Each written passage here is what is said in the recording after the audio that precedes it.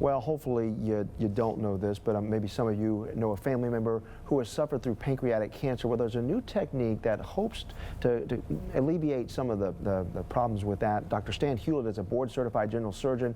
He specializes in something called Whipple surgery. And we were talking earlier, we know that pancreatic cancer, especially if not caught early, it can be deadly. So what does this surgery actually help do for folks who may have pancreatic cancer? Well, robotic surgery is a different way to do traditional open surgery. Pancreatectomy with a Whipple operation removes the head of the pancreas, the duodenum, the end of the bile duct, and sometimes part of the stomach. And that is a surgery done to cure pancreatic cancer. And pancreatic cancer can be curable if caught early.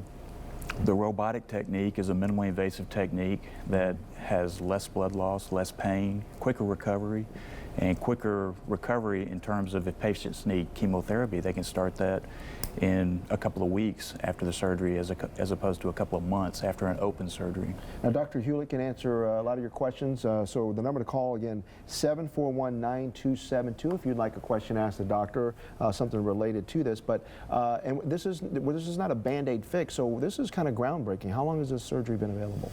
I've been offering the robotic approach since 2009. Okay. And it's now replaced open surgery for my patients. Success rate pretty good, would you say? Success rate is phenomenal, yes. Okay. Patients do tremendously much better. And what the patients say, a recent patient who had 2 family members go through this, a couple of decades ago with open surgery, was very scared about undergoing the Whipple operation because her mother and father both passed away from pancreatic cancer, and she knows what's involved in that. And she was very surprised at how her recovery was so much different from what she experienced with her family members. Well, that's good to hear. Again, if you have a question for the doctor, 741-9272. We were talking earlier, though, but you talk about being able to detect pancreatic cancer early, but what are the signs then? The signs and symptoms are relatively innocent, and that's one of the problems with pancreatic cancer. And that's one of the problems why pancreatic cancer now is replacing, it's moving from the number 4 cause of cancer deaths in the United States to number 3 for both men and women. Well, hopefully we make more advances. Sheila is on the line now, calling in from Columbiana, I believe. Sheila, good morning. Good morning to you. And how are you doing? Doing good. Good. What's your question for the doctor? My question is, I would like to find out what causes the cancer. Well, that's a good question, and that's a question that every patient asks, especially patients that have pancreatic cancer. And we don't know what causes pancreatic cancer. 5% of cases have a known genetic link. 15% of cancers tend to run in families without a known gene sequence that we can identify, but 85% are sporadic, which means they just happen. And it's part of living in a fallen world. Our bodies are very fragile, and cancer, unfortunately, is part of what we deal with. All right, Sheila, I hope that answered your question. Thank you so much for the call. All right, Sheila.